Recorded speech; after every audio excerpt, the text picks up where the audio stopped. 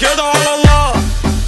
احب اجيبها وهي طايره، اخش في الحيطه وقعها، 1 2 3 4 هات الشله واسمعها، انتوا هلس خش وش بضاعه بايظه هنرجعها. انا الحقيقي دي الحقيقه، على المزيكا لساني اطول من برج ايفل، حطيت على الوحش عديت الليفل، انا كابوسك ايجيبشن ايجل، انت شغلتي لو مبسوط خليك تتقفل، ما انا ماشي على الله. مساء الفل عليكم. النهارده فيديو جديد مع بعض. المكان اسمه على الله، ودي حاجه حلوه بالنسبه لي، فعايزين نبتدي مع بعض ونشوف الاداء بتاعهم بيقول ايه، والاكل بتاعهم شكله مغري جدا، فيلا بينا ندوق مع بعض. ده كريب ميكس فراخ، ما شاء الله. الكريب عندهم كونو، ودي حاجه مميزه، وبسم الله ما شاء الله، يعني الحشو كتير جدا. ندوق اول قطمه واوريكم من جوه كميه الحشو وشكل التحميصه بتاعه الكريبايه. تيست الفراخ اللي هم مستخدمينها حلوه جدا، حاطين كريسبي وبانيه وفاهيتا وشاورما، فانواع كتير في بعض. الخلطه اللي عاملينها مع الجبن مع الصوصات جباره حرفيا، عجبني قوي بصراحه. الكريب عندهم هياخد 10 من 10. التيست بتاعه عالي جدا، عجينه الكريب طعمها حلو قوي، التيست بتاعها عالي جدا، فعجبني قوي. يلا بينا على اللي بعده. دي بيتزا مشكل جبن، صراحه شكلها خطير. ميكس الجبن بتاعهم خطير، التيست بتاعه عالي قوي بصراحه. يعني بصوا الجبن اصلا، العجينه بقى رفيعه ومظبوطه، السمك بتاعها حلو قوي، فلا بصراحه خطيره. حاطين نوع جبنه كريمي كده، روعه بامانه. البيتزايه دي قويه جدا، التست بتاعها حلو قوي، السوا بتاعها خطير، فلا بجد برضو اديها 10 من 10، عجبتني جدا واجي اخدها مخصوص. ندخل بقى على المكرونه. دي نوع جديد عندهم اسمها مخبوزه، دي بتبقى عباره عن ميكس بسطرمه وصدق وزعتر وزيت زيتون، تتحط في الفرن. اول مره ادوقها. بص بقى البسطرمه والصدق، تحفه تحفه بجد. بس الجبن، اوف. طبق مكرونه وهمي، تست زيت الزيتون مع الزعتر مع ميكس الصدق والبسطرمه مع خلطه البشاميل اللي هم عاملينها، اوف جامده قوي. ادخل على الكاليزوني بسطرمه جبن، ما شاء الله. المكان ده كل حاجه بتاكلها بتبقى احلى من اللي قبلها. عجينه كاليزوني وهميه مظبوطه جدا، الحشو حلو جدا، التيست بتاعه عالي قوي، ميكس الجبن مع البسطرمه خطير. ادخل بقى على بوب القعده، وحاجه اكيد انا قلتها في الفيديوهات اللي قبل كده كلها ان انا من عشاقها، تشيكن الفريدو. شكلها عندهم خطير. عايزين ندوق بقى الالفريدو، عشان انا داخله تحدي مع الشيف اللي عاملها، وهو بيقول لي ان هي جامده قوي، وعايزين نشوف هو فعلا كلامه صح ولا لا. بس الفراخ مشروم، مبدئيا هو الصوص بتاعها باين ان هو مظبوط، تستاهل اسم على الله، اقسم بالله اقسم بالله فعلا. الشيف اللي عاملها خريج سياحه وفنادق، صاحب المكان لما كلمنا قال لنا تعالوا صوروا عندي وهتتبسطوا جدا. هو فعلا عنده حق، انا جيت اتبسطت جدا جدا جدا، الكواليتي بتاعته عاليه قوي، مقابل ان هو مش بيكسب حاجه.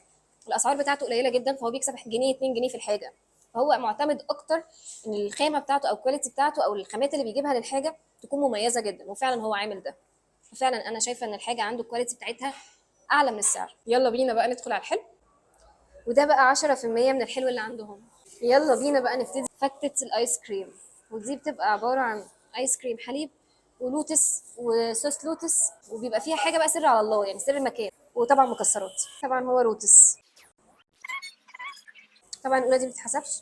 خلينا ناخد واحده من تحت كده. فتة الايس كريم عالميه عنده بامانه، يعني ميكس المكسرات مع ميكس الايس كريم الفانيلا مع اللوتس مع كسر اللوتس، يعني انا حسيت بميكس حاجات دخلت بقي اعطت تيست عالمي. فبصراحه لا، هي عنده مميزه جدا جدا جدا، وتستاهل بصراحه ان هي تتجرب فعلا فته. ندخل بقى على الايس كريم.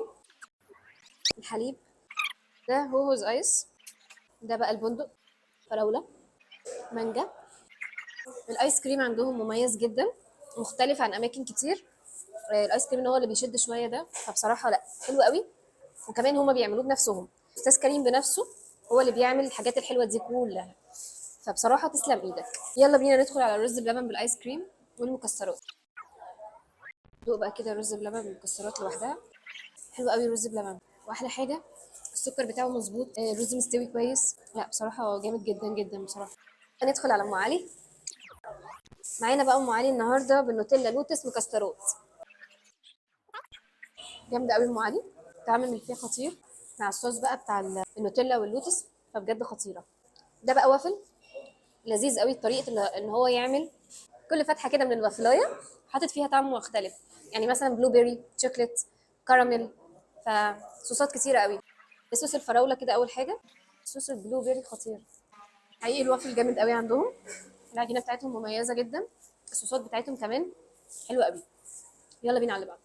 يلا بينا بقى ندخل على العصاير. معانا صوبيا، معانا مانجا، معانا بلح، معانا ميلك تشيك شوكليت. الله، رهيب، هاي. من اول ما جيت المكان الاستاف كله عمال يقول لي البلح البلح البلح، فعايزين نشوف البلح بيقول ايه. عايز رمضان ده بلح على الله، اسم الله اول حاجه، وتاني حاجه ان ده بيبقى سر المهنه بتاعتهم، وتالت حاجه انه اسم المكان. فاي حاجه هقول عليها على الله فمعنى كده ان فيها سر داخلي للمكان، خلطه سريه بتاعتهم، فده على الله. بس الحاجه اللي اقدر اقولها ان هو بلح نوعه عراقي، هو فعلا مميز جدا، وفعلا يعني حسسني ان انا في رمضان، جو رمضان. الطعم بتاعه عالي قوي، خطير.